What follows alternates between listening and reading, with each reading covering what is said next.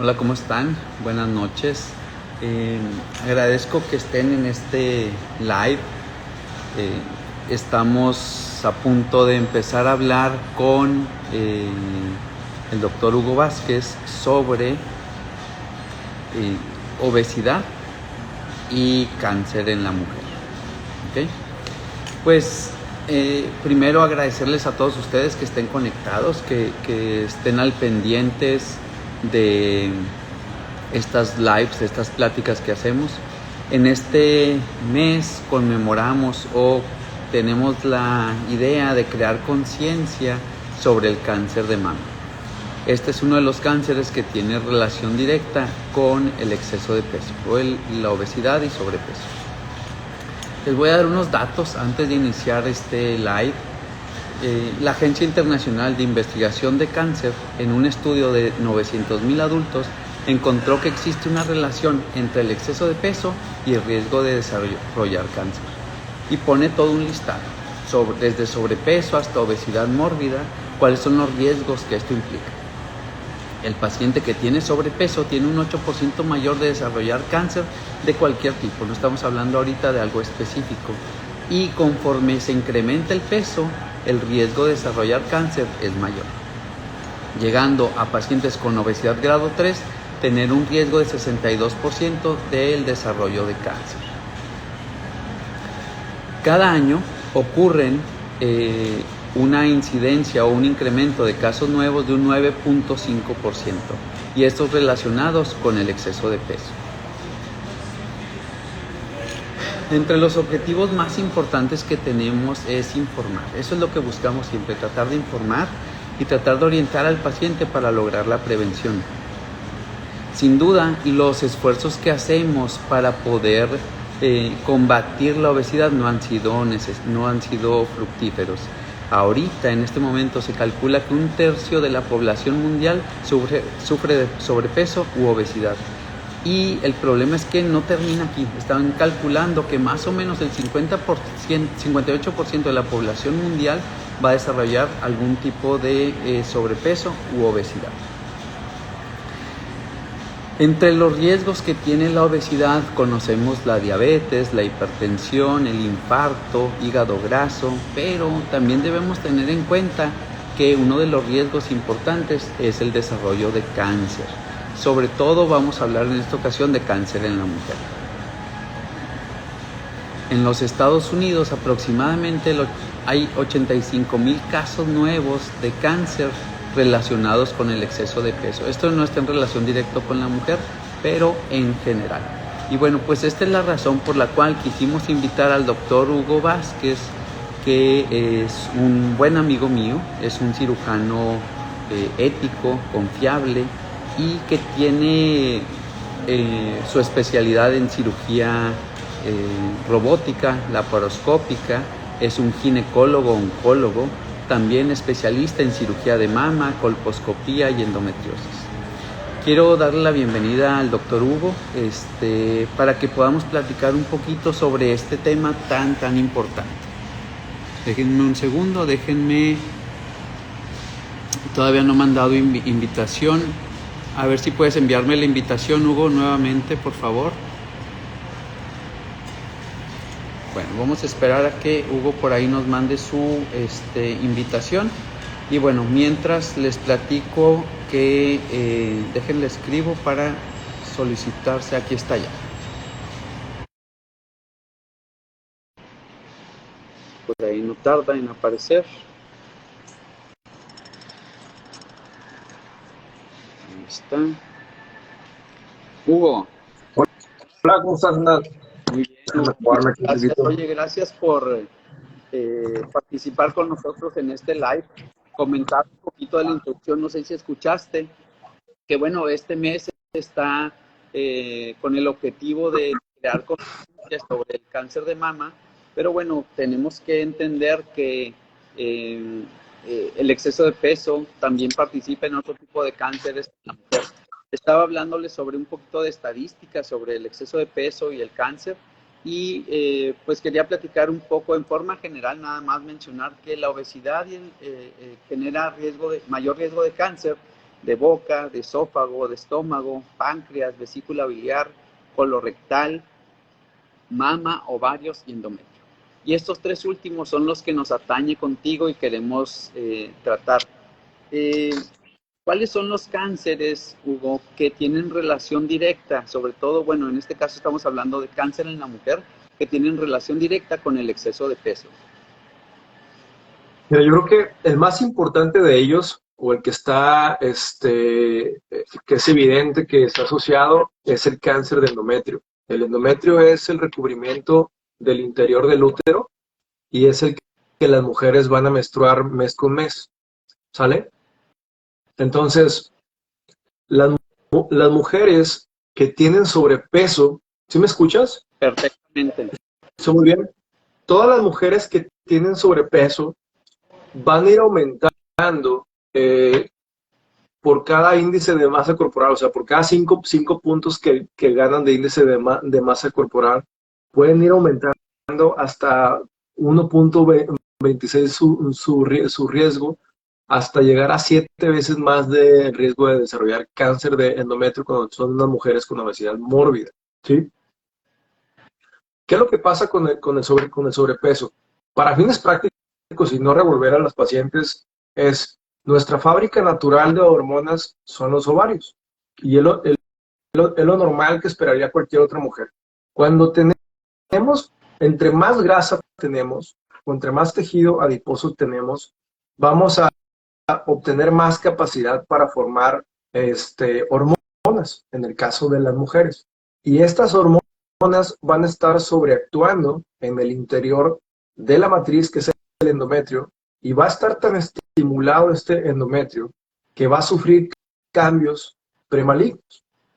Ok, no quiere decir que todas las mujeres con sobrepeso van a desarrollar un cáncer, estoy de acuerdo.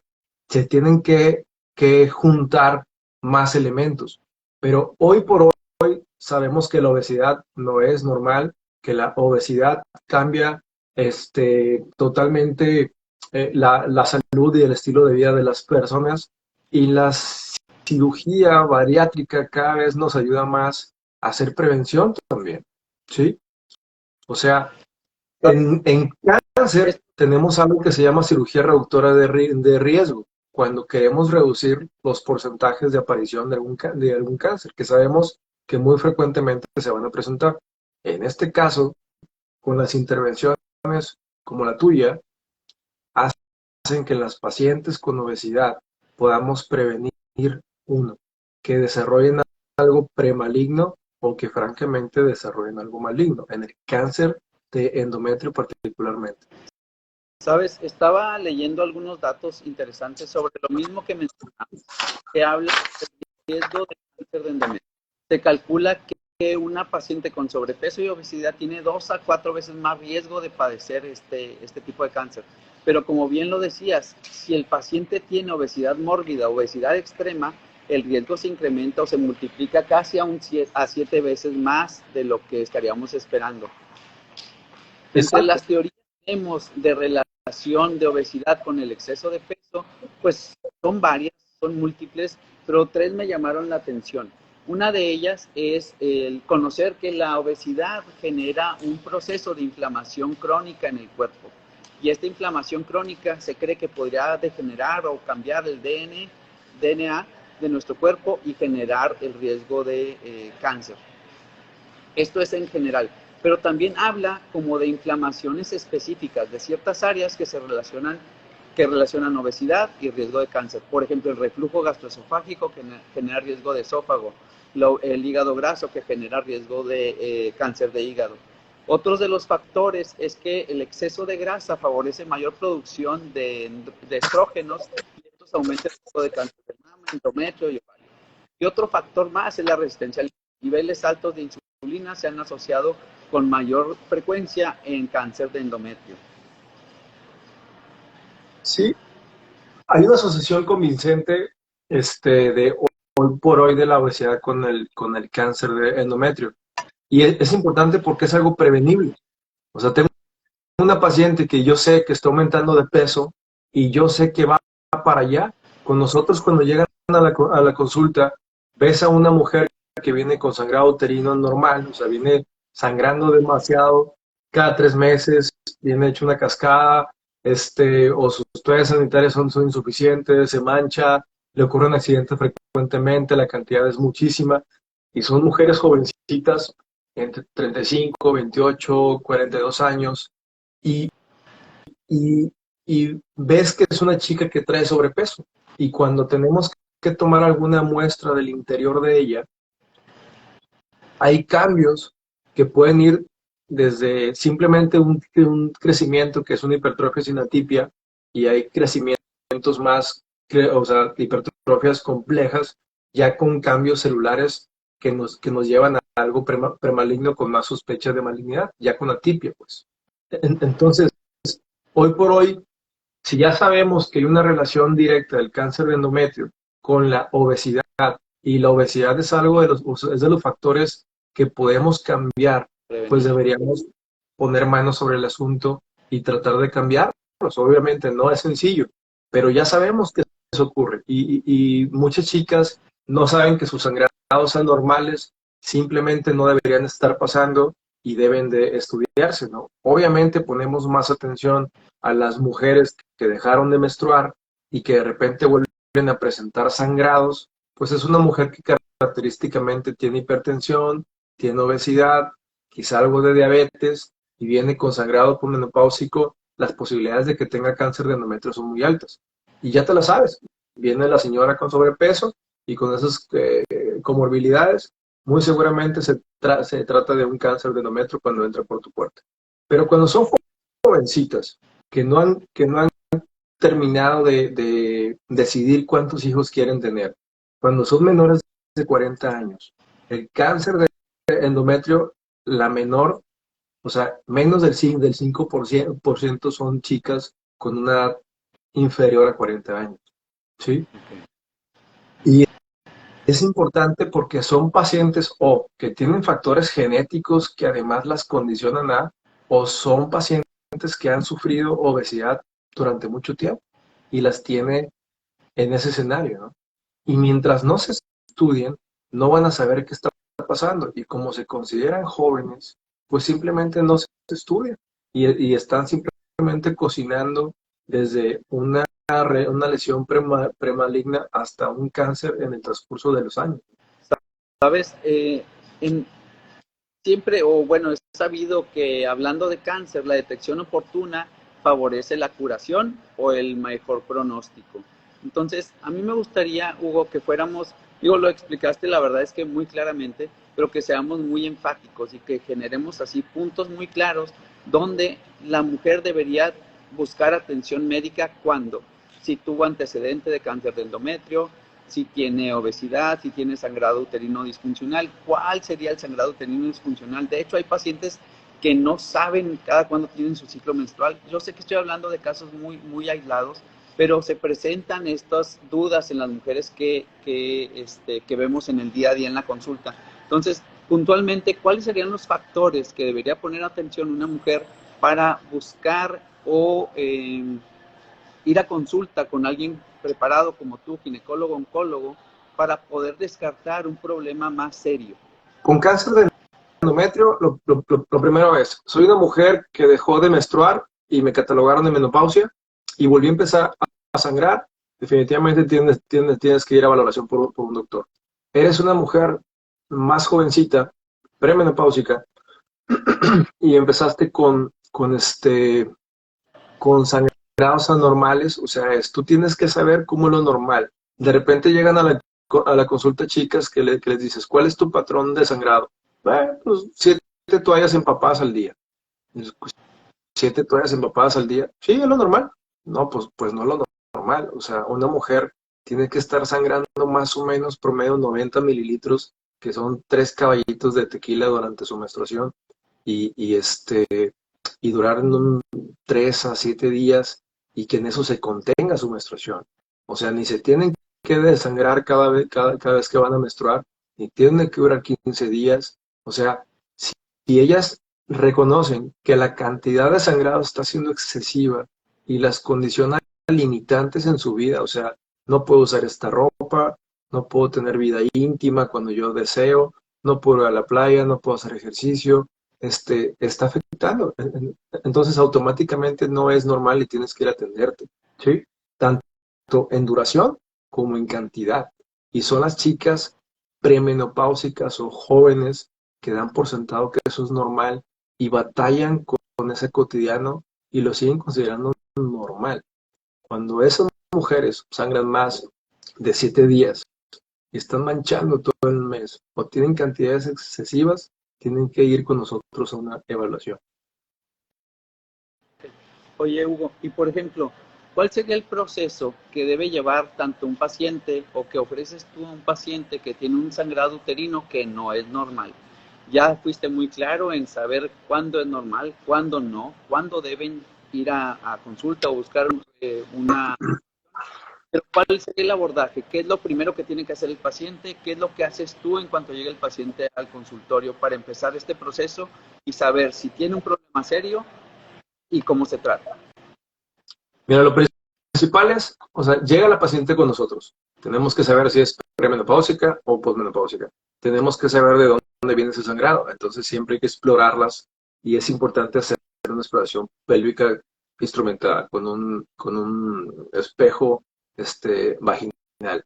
Y la intención es observar el interior de la vagina, ver el cuello, que también es una de las principales causas en México de sangrado, porque el cáncer cervicuterino en México es muy prevalente. Entonces, tenemos que descartar que el cuello o el cervix de la matriz esté enfermo. Teniendo eso, puede haber otras causas de sangrado que pueden ser pólipos, pueden ser miomas, pueden ser un cáncer de endometrio, puede ser una hiperplasia de endometrio. Entonces, esos factores los podemos descartar con estudios de imagen y exploración.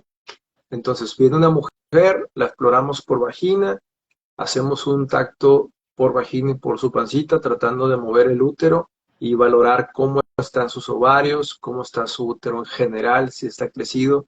Cuando las pacientes tienen sobrepeso, es difícil valorar esto, ¿sí? Es más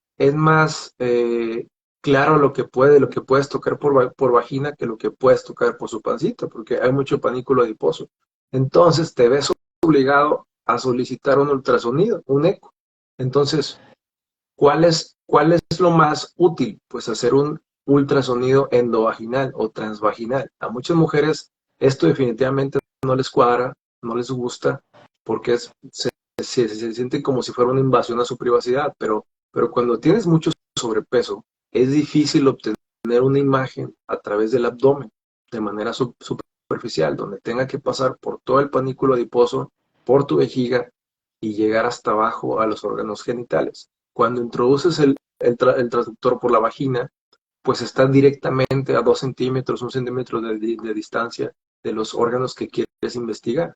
Entonces, el ultrasonido es muy útil. Teniendo eso, hacemos exámenes de laboratorio en sangre y en las más de las veces vamos a tener un diagnóstico, ¿sí? Muy bien. Obviamente el estadio del diagnóstico, bueno, algo que quisiera dejar claro es que, como bien lo dijiste, no todos los sangrados es igual a cáncer de endometrio. Entonces, lo que estamos tratando es de generar como un patrón o un protocolo donde el paciente que tiene un sangrado disfuncional debe acudir a consulta para identificar cuál es la razón. Ya Hugo mencionó varias razones o causas de sangrado uterino que no necesariamente son cáncer de endometrio. Siempre, que, siempre tenemos que valorar la necesidad de una biopsia del interior del útero, de la matriz. Y esta biopsia se hace en el consultorio, es algo molesto, no tiene que ser algo terrorífico, pero es algo molesto. Usamos unos popotes flexibles, son unas cánulas pequeñas de casi 1 milímetro de diámetro, que están huecas y que tienen la capacidad de succionar como una jeringa. Entonces, si somos gentiles, podemos poner algo de anestesia en el sitio donde vamos a manipular para que no se sienta tanto. Claro que se va a sentir, pero es menos la molestia. Y introducimos esa cánula, es muy delgada, hace una aspiración con raspado, algo muy gentil en consultorio, y eso debe ser suficiente para obtener una, confi- una confirmación de tener algo malo dentro de su matriz y poder actuar posteriormente. Eso se le llama biopsia endometrial y no tiene por qué ser un procedimiento eh, molesto. Es algo de consultorio en el 99% de las ocasiones. Oye, ya teniendo un diagnóstico, vamos a suponer que el paciente desgraciadamente tiene un diagnóstico de cáncer de endometrio. Bueno, el tratamiento estará enfocado en base al estadio en el que se encuentra este paciente. ¿Influye que el paciente tenga paridad satisfecha, o sea, que ya haya tenido los bebés que quería tener? ¿Influye en el tratamiento? Y en el rango de tratamientos, podría ser como muy general, desde qué tipo de tratamiento podríamos ir como conservador y resolverle el problema a un paciente que se detectó en forma oportuna, hasta el tratamiento pues un poquito más agresivo en un paciente que dejó pasar tiempo y nos hizo el diagnóstico en su momento, en el momento adecuado. La idea de esta pregunta es generar un poquito de conciencia y que tengamos como el panorama y tengamos una balanza donde podemos tener un tratamiento conservador y efectivo contra un tratamiento muy agresivo y a lo mejor no tan efectivo por tardar en hacer un diagnóstico oportuno. Sí, ejemplo. Mira, el mejor ejemplo para cirugía de mínima invasión en el escenario de cáncer es el cáncer de endometrio. Ejemplo, desde hace muchos años, la vía de elección para tratar a un paciente con cáncer de endometrio es cirugía de mínima invasión. Llámese laparoscopía y llámese cirugía robótica.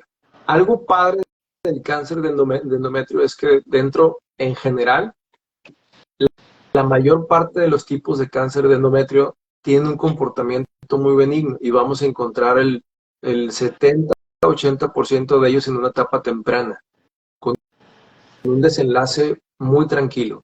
O sea, son pacientes 100% curables con una cirugía, ¿sí? En más del 80%.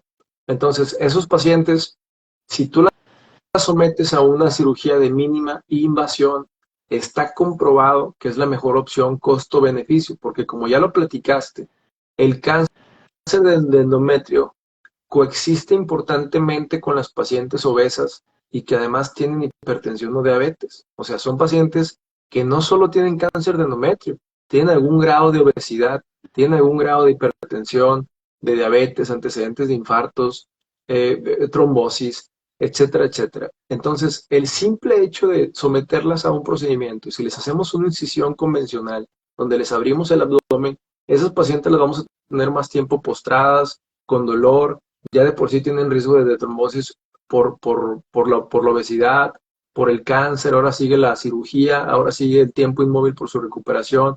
Entonces, costo-beneficio, se ha demostrado que cirugía robótica y cirugía laparoscópica son las mejores opciones para estos pacientes y se pueden operar. En el cáncer hay 4 etapas, 1, 2, 3 y 4. La primera es menos avanzada, la 4 es la más avanzada. Entonces, entre la 1 y la 2 pues son etapas que podemos entrar a operar de primera intención antes de ofrecer quimioterapia u otro tipo de tratamiento como radioterapia. En las etapas más avanzadas, eh, tienen que ser casos seleccionados donde podemos ir a hacer una especie o de citorreducción, o sea, quitar todo el cáncer posible para llevar al tratamiento con quimioterapia y radioterapia, o hacer procedimientos paliativos, ¿sí? Pacientes ocluidas, pacientes con mucho sangrado, podemos ir a paliar esos eh, síntomas o molestias que pueden tener. Hay pacientes que por sus comorbilidades, o sea, al momento de hacer cirugía, tenemos que abrirlas, tienen que estar acostadas, obviamente tienen que estar casi de cabeza y su obesidad no va a dejar que estén de esa manera. Entonces, esas pacientes no son candidatas o alguna enfermedad cardíaca pulmonar que nos restrinja, esto es lo más común. Esos pacientes no van a ser candidatas por una cirugía y vamos a tener que llevarlas directamente a radioterapia, pero la radioterapia siempre es un complemento, no es el tratamiento, pero no podemos operarlas pues porque no podemos operarlas, o sea, su cuerpo no nos lo permite y si las metemos podemos perder la vida en el intento. Entonces, estas pacientes lo que quiero que quede en claro es que su pronóstico es muy favorable en las más de las veces. La cirugía es una cirugía muy sencilla, es quitar el útero, trompas y los ovarios en las más de las veces. En las pacientes que no han cumplido su paridad satisfecha, que quieren tener todavía bebés, podemos tener otras estrategias, pero tenemos que estar de la mano de un ginecólogo biólogo de la reproducción. Yo en mi caso soy oncólogo, entonces me ayudo con un biólogo de la reproducción y poder tener algún resultado, porque, ok, tengo el diagnóstico, ok, voy a manejarla, pero esta paciente tenemos que hacer todo el esfuerzo por embarazarla, si no, no tiene sentido que la tengamos en observación 2, 5 años, ¿no? Y embarazándose, pues completamos el tratamiento oncológico, pero la paciente con obesidad realmente tiene muchos riesgos de complicarse por su diagnóstico de obesidad, no por el cáncer de endometrio, ¿sí?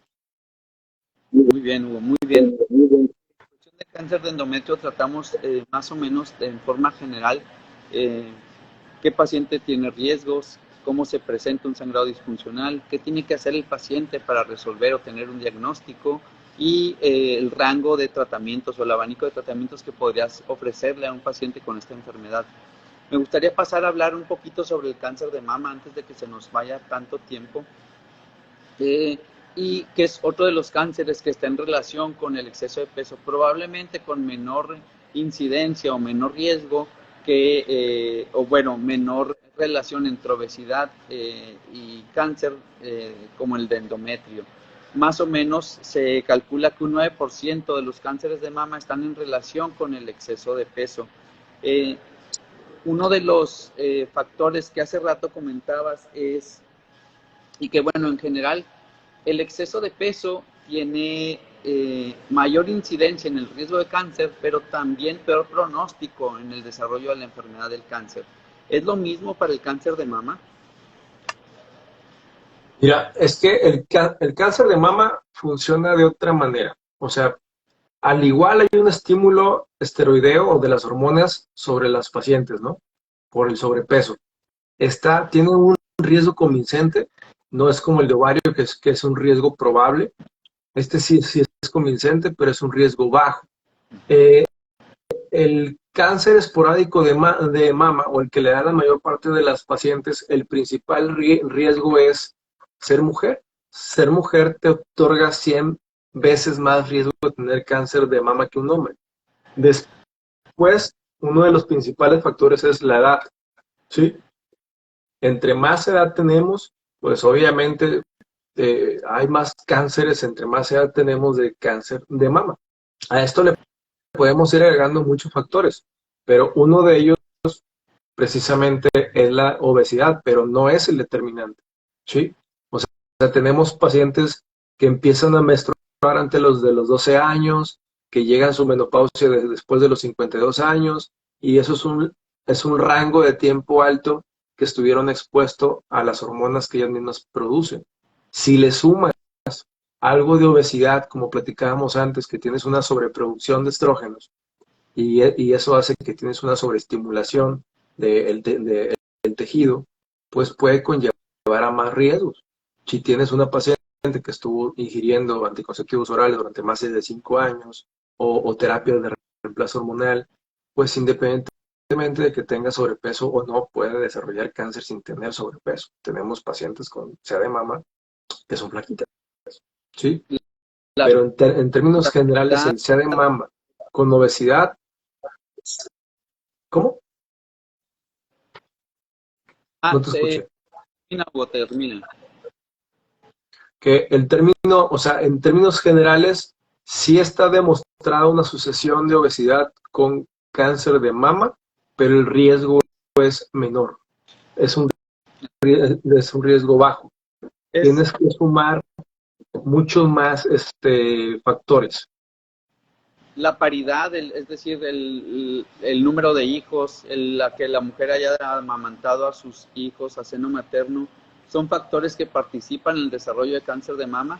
Esa es una pregunta. Y por otro lado, está descrito que una mujer joven con exceso de peso probablemente tendrá un menor riesgo de padecer cáncer de mama que una mujer ya después de en menopausia, que tendrá un mayor incremento de desarrollar cáncer de mama, hasta un 40% mayor riesgo.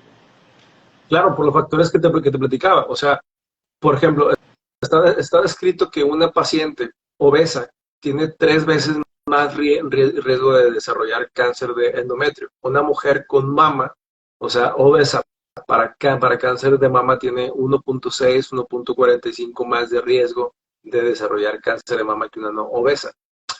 Un factor protector para cáncer de mama es que hayas lactado o que hayas tenido bebés antes de los 30 años. O sea, no que te hayas embarazado solamente, sino que hayas tenido un bebé a término, ¿sí? O sea, que tenga 38, 40 semanas y los mamantes. Eso te da una protección. Eh, Muchos pacientes pueden tener embarazos, pero son pérdidas, son abortos, y eso no les da un factor protector, ¿sí? Ok. Oye, Hugo, y aprovechando que estamos en el mes de cáncer de mama, por ejemplo, la exploración en la mujer, la autoexploración, ¿cada cuándo se debe de hacer? ¿Cómo debe hacerse? ¿Cuál es la técnica? ¿Cada cuándo debe hacerse por un ginecólogo? ¿Cuándo deberían ir con un ginecólogo oncólogo? Y ¿cuál es la importancia de la detección oportuna, el pronóstico de detectar un tumor de mama pequeño, o sea, un estadio temprano, comparado con un tumor de mama ya de mayor tamaño, un estadio más avanzado?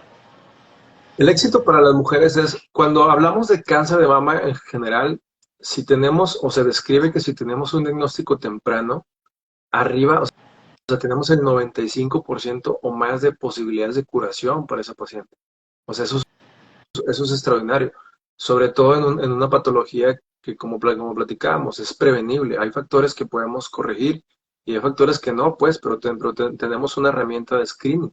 Entonces, a las mujeres se describe que a partir de los 20 años podemos educarlas a que mes con mes, ellas, la semana que sigue la menstruación, que es el momento donde los senos están menos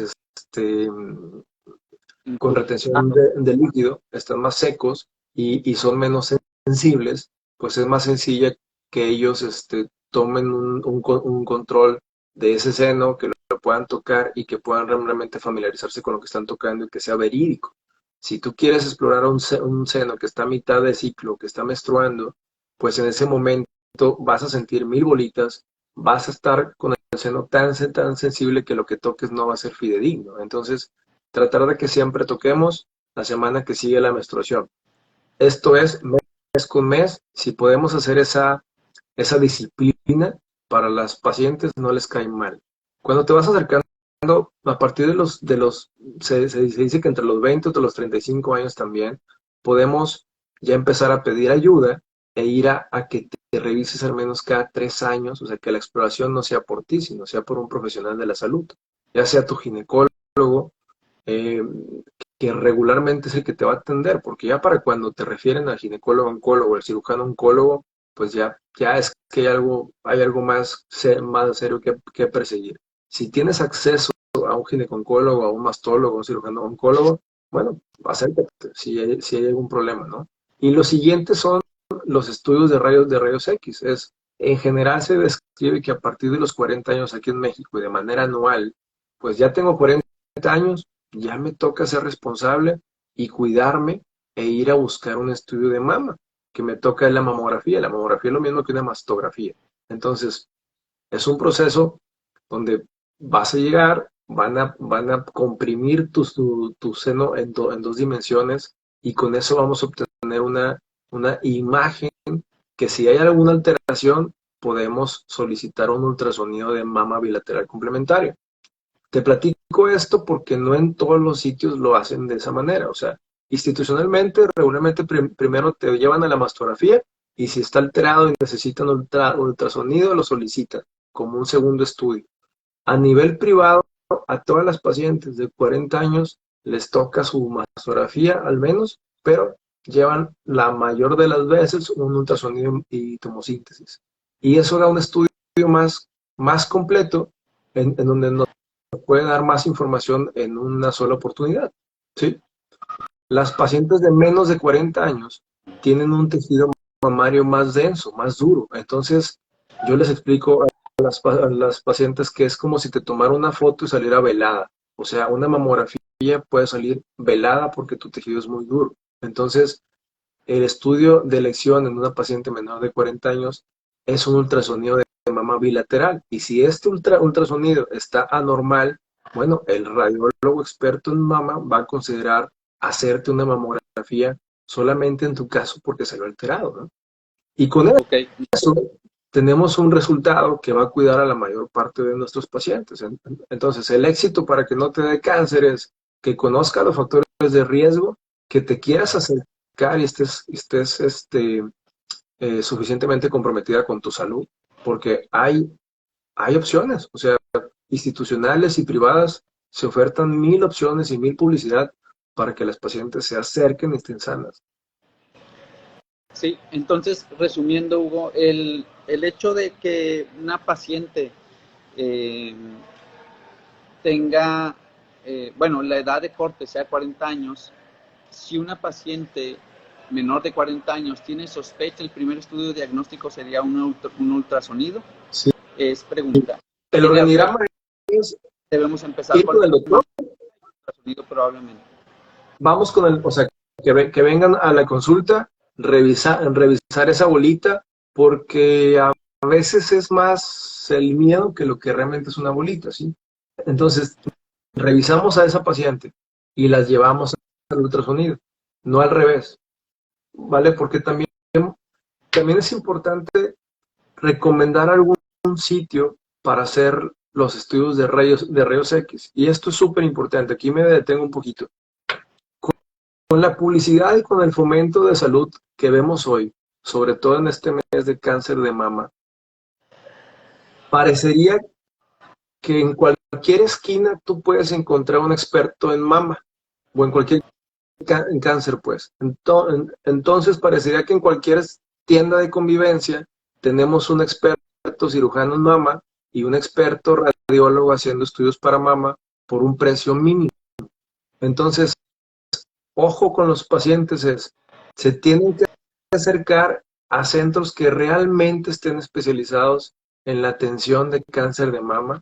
Son radiólogos que estudiaron su especialidad de radiología y además hicieron un año más exclusivamente de mama y eso los convierte en expertos de mama para el diagnóstico. Entonces, hay que buscar esos centros. Y como son sitios que necesitan mucha tecnología, pues no pueden ser lugares chiquititos, ¿sí? O sea, tienen que ser lugares más grandes en donde vale la pena que invirtamos algo de nuestro dinero en nuestra salud porque es cada año. O sea, y si no llegara a ser, o sea, si estás más jovencita, pues una vez, pero una vez bien hecho. Porque de repente llegan a la consulta con nosotros y es un ultrasonido que se hicieron de 400 pesos. Y es un ultrasonido que eso y nada es lo mismo. Hay que repetir el estudio y hay que repetir otro estudio. Y ya no gastaron 400 pesos ahí, ya gastaron 3,500 cuando pudieron haber hecho un solo estudio bien hecho. Eso en el mejor de los casos, Hugo, porque algo que preocupa es que si tú te traes una bolita, una tumoración, vas a un lugar que no tenga, como dices tú, la tecnología o la gente preparada para evaluar ese estudio y pudo haber sido algo malo y te dicen que es benigno, que es bueno, que no te preocupes, probablemente el paciente va a dejar que pase tiempo y va a dejar pasar tiempo muy valioso donde podría resolver o curar una enfermedad. Exacto. Debemos entender que podemos ahorrar muchas cosas, pero no en salud, sobre todo cuando estás hablando del riesgo de cáncer, ya sea de cualquier tipo de cáncer. Entonces vamos a hacer estudios de calidad, pero como dice Hugo, es importante que te los mande el especialista. ¿Okay? Pues muy bien, Hugo. Tengo aquí unas preguntas que nos mandaron algunos pacientes durante el día. Cuando un paciente ya tiene un diagnóstico, ya sea de cáncer de mama, de endometrio, de ovario, existen muchas opciones de tratamientos alternos. Pero, ¿por qué es importante? Yo no estoy en contra de los tratamientos alternos, no sé si tú lo estés, pero yo siempre le digo al paciente, bueno, tómate los chochos, pero haz esto otro. O sea, ¿por qué es importante que vaya con un oncólogo? ¿Y qué diferencia habría entre un tratamiento alterno, el resultado de esta enfermedad en un tratamiento alterno, comparado con un tratamiento hecho por un especialista como tú? Mira, yo tampoco tengo nada contra los tratamientos alternativos. De hecho, yo les digo a ellos que se sienten bien y complementan, están genial, pero no sustituyen el tratamiento alópata. Si, mira, yo tengo la fortuna de tener mucho trabajo. Entonces siempre les digo, porque estuvieron esperando 1 hora, 40 minutos, entonces si esto que tú me estás planteando realmente funcionara, no hubieras estado esperando 40 minutos, 1 hora. No tendría las instituciones públicas filas de 40 pacientes a una consulta del mismo diagnóstico. No tuviéramos saturados los hospitales con, con este escenario mágico que tú propones, ¿sí? Y no es que me esté burlando de ellos, es que simplemente vamos a hacer un razonamiento básico que si funcionara, pues no tendríamos muertes por cáncer de mama ni por cáncer de endometrio. Una de las principales causas de muerte por cáncer en las mujeres mexicanas sigue siendo el cáncer de mama. ¿Por qué no razonar eso y decir, bueno, si los imanes funcionaran al 100% para cáncer de mama como lo proponen, pues la gente no estaría falleciendo de cáncer de mama? Y así te puedo decir todos los diferentes ejemplos que podemos tener, ¿no? Si ellos Otra, quieren recibir su terapia de esa manera, adelante, pero no suspendan su tratamiento convencional. otra pregunta que tenemos es sobre el paciente que tiene un diagnóstico o que sospecha que tiene un cáncer, de estos cánceres en la mujer. ¿Existe una ventana de tiempo que permita tener un mejor pronóstico? Es decir, tienes diagnóstico de cáncer o probable cáncer. Si te atiendes en los primeros 3 meses, tu pronóstico será mejor. Si tardas 1 año en atenderte, tu pronóstico será peor. ¿Existe una relación directa con esto, Hugo? Sí, claro, o sea, definitivamente, entre más temprano encontremos la enfermedad, tenemos más opciones que ofrecerle, ¿no? Ejemplo, en el de mama. En el de mama podemos ofrecerle cirugía conservadora, cirugía, quitar toda la mama con reconstrucción, hacer la cirugía convencional, dependiendo de las características del tumor, primero ir a quimioterapia y después operarlas. O sea, tenemos más opciones que ofrecerle y elegir sentados junto con la paciente después de explicarles pros y contras de cada una. Si viene con un cáncer avanzado, esas opciones se limitan a te voy a enviar a quimioterapia, te voy a enviar a quimioterapia y a ver qué ganamos. Y cuando ganemos eso, volvemos y recapitulamos a ver qué podemos ofrecerte. Obviamente eso no está padre, ¿no? Entonces, sí, apenas sientes o estás sospechando que tienes algo, ve a consultar en el tiempo que te permite ese mes. Otra de las preguntas, Hugo, que tenemos por aquí, es decir, los pacientes o las mujeres en menopausia que reciben terapias de reemplazo, ¿estas pacientes tienen algún beneficio o algún riesgo extra en cuestión de desarrollo de cáncer? Sí, depende cuál. Ejemplo, cuando la paciente aún tiene matriz, tiene útero, a esa paciente no le puedo ofrecer estrógenos solamente, estrógenos solos. Porque si yo le doy estrógenos solos, a esa paciente yo le voy a provocar seguramente un cáncer de endometrio.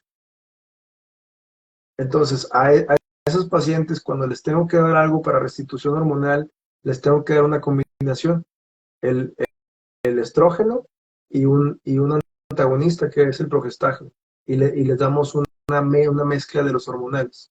Cuando las pacientes ya no tienen útero, ya no tenemos que cuidar el aspecto de su matriz y tenemos que restituir hormonas, quedan sus senos, que también responden a hormonas.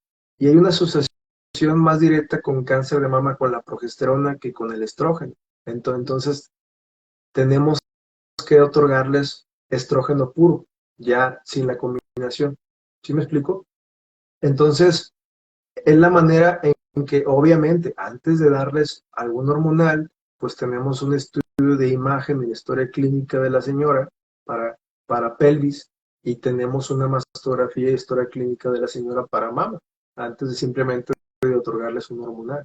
¿Qué es importante?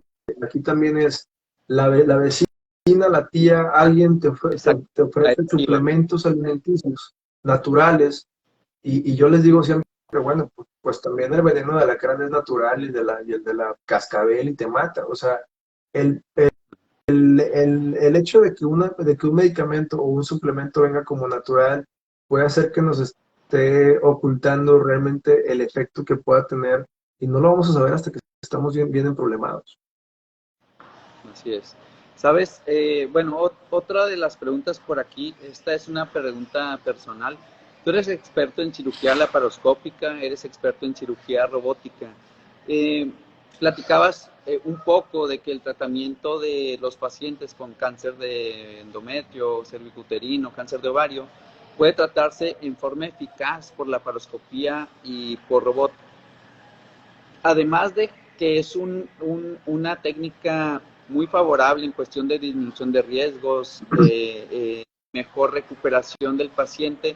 ¿Cuál ha sido tu experiencia en poder tratar en forma efectiva estos tipos de cánceres con estos métodos de mínima invasión, Hugo? Mira, para el cáncer cervicuterino tenemos unos años que lo dejamos en desuso porque salió una publicación en donde nos decía que las pacientes en el cáncer cervicuterino regresaban 3 veces más y las pacientes tenían 3 veces más posibilidades de fallecer por cáncer. Entonces, particularmente en cáncer de cervix, lo hicimos a un lado y empezamos a operar a los pacientes nuevamente de manera abierta. Y la laparoscopía o cirugía robótica se dejó solamente para etapas muy tempranas de cáncer del cuello del útero, como 1A1, por ejemplo, sin permeación linfovascular. Es muy claro, ya no lo generalizamos para todas las de cervix. Para donde sí tiene mucho uso y está considerado un estándar para para el tratamiento, precisamente es en el cáncer de endometrio, por lo que te platicaba. La más de las veces de nuestros pacientes con cáncer de endometrio son pacientes con mucho sobrepeso o con obesidad mórbida. Entonces, cuando yo tenía alumnos y les tocaba operar conmigo, me decían, doctor, ¿esto es mi rotación en oncología o es mi fellow de bariatría? Porque, porque las pacientes son difíciles. Entonces imagínate operar a una paciente que tengas que abrirla desde el esternón hasta el pubis, una incisión de 30 centímetros, porque tengo que vaciarla. Antes teníamos que quitarles ganglios y muchas estructuras, y esa paciente obviamente la iba a postrar una incisión tan grandota, iban a tener un grande riesgo de infección y de que la herida se abriera. Eso la iba a llevar a mayor postración, de mayor grado de trombosis, y son más costos hospitalarios. Entonces, cuando se empezó a usar la cirugía de mínima invasión, pudimos ver que todo eso se disminuía considerablemente. O sea, tienes una paciente con menos riesgo de sangrado, menos riesgo de transfusión, menos días hospitalarios, menos ingresos a cuidados intensivos, obviamente menos dolor postoperatorio, menos medicamento, una recuperación más rápida, menos riesgo de infección, menos riesgo de infección a sitio quirúrgico de licencia, pues es la mejor opción. O sea, ¿por qué no someter a estos pacientes a la laparoscopía? Y ¿cuál es la desventaja de la laparoscopía? Pues que tiende a ser más caro que una cirugía convencional. Pero si tú consideras todo lo que acabamos de platicar, pues no es más cara, pues sale hasta más barata. Hay gente que prefiere, o en Estados Unidos, se dice que lo ideal es el robot. Sí, ok, el robot te otorga menos posibilidades de que conviertas a esta paciente a una cirugía convencional comparado con la laparoscopía. Pero en México todavía no tenemos tan generalizado el uso del robot, sigue siendo muy caro. Y solamente pocos estados de la República tienen robot. Afortunadamente yo en Monterrey aquí tenemos 3, pero no es lo común. Entonces, como tal, pues uno quiere operar cirugía de mínima invasión. Cuando la paciente no tiene recursos y la paciente tiene características de algo muy tranquilo o muy temprano, podemos ofrecerles cirugía vaginal. Yo prefiero veces quitarles el útero y ovarios por vagina en una paciente que sé que tiene un índice de masa corporal de 35, 40. Si yo la abro a esa paciente, estoy condenándola a una infección, a licencia de herida, trombosis, etcétera. ¿Para qué le hago eso? O sea, ¿para qué la abro y para qué la condeno? Mejor, quizá voy a batallar un poquito más, pero lo platico bien con la paciente, y mi opción más económica es una esterectomía vaginal, y si tenemos los medios, pues lo mejor es hacer una esterectomía laparoscópica, y les va perfecto. Muy bien, Hugo. Pues eh, la verdad es que creo que algo, resumiendo un poquito esta plática, es importante que las pacientes tengan en cuenta su historia familiar, que tengan, conozcan su cuerpo, conozcan sus mamas, que sepan cómo es su sangrado menstrual, cómo es un sangrado menstrual normal, cuándo es anormal. Pero algo bien, bien importante es que debemos pedir ayuda. No es un problema de menor importancia. Entonces, un paciente que tiene todos estos datos que mencionamos el día de hoy, que pudiera tener riesgo, sea bajo, sea alto, de un tipo de cáncer, debe acudir con alguien que sea experto en estos temas. Como platicábamos antes de que tú te conectaras, te presentaba un poquito de tu preparación y hablábamos que eres un cirujano, un ginecólogo con especialidad en oncología. Y me gustaría que subiéramos tus datos en una historia, pero que también nos dijeras cómo te podemos contactar, cómo te puede contactar alguien que tiene dudas, que tiene un problema o que quiere prevenir un problema de estos de los que hablamos el día de hoy, Hugo. Te comparto mis datos en un ratito, pero cualquier persona que me quiera contactar y que platiquemos algo sobre alguna duda médica que tenga, mi celular es el 811-066-8657. Ahí me mandan un mensaje por WhatsApp, me ponen más o menos cuál es su problema, y les prometo que yo les regresaré ese mensaje en algún momento del día sin falla. Nada más ténganme paciencia, sí se lo voy a contestar. Muy bien, Hugo. Quiero agradecerte. Comentaba que eres alguien en quien confío, que es una persona preparada, ética, confiable, que tengo muchos, muchos años de conocerlo, desde que éramos jóvenes. Y bueno, te agradezco de corazón que te hayas puesto en contacto con nosotros en este live. La idea, como comentaba en un inicio, es informar, ayudar a que tomemos decisiones inteligentes y que podamos identificar problemas desde un inicio temprano para poder resolverlos y ponerle fin a un problema tan grave, tan serio como el cáncer. Te agradezco mucho, Hugo. No sé si quieras despedirte, darte algún consejo, algo que le quieras decir a nuestro público. Muchísimas gracias por la invitación. Muy contento de participar contigo. Estoy a sus órdenes. Chicas, por favor, cuídense. Nadie les va a cuidar más que ustedes. Y todos los hombres tenemos mamás, hijas, hermanas. Cuídenlas también. Hagan conciencia sobre la mastografía. Hagan conciencia sobre su autoexploración. Hagan conciencia sobre su papá Nicolau. No les cuesta nada, es prevención. La mayor parte de estas enfermedades son totalmente prevenibles o detectables en etapas tempranas, y eso les va a conferir mejor pronóstico. Entonces, gran parte de la responsabilidad pues es de ustedes, y si necesitan algo, pues aquí estamos nosotros. Gracias. Hugo, te agradezco mucho, te mando un abrazo grande, te veo pronto y gracias por tu tiempo y todos tus consejos. Te mando un abrazo, amigo. Cuídate mucho. Saludos a todos. Bye. Bye.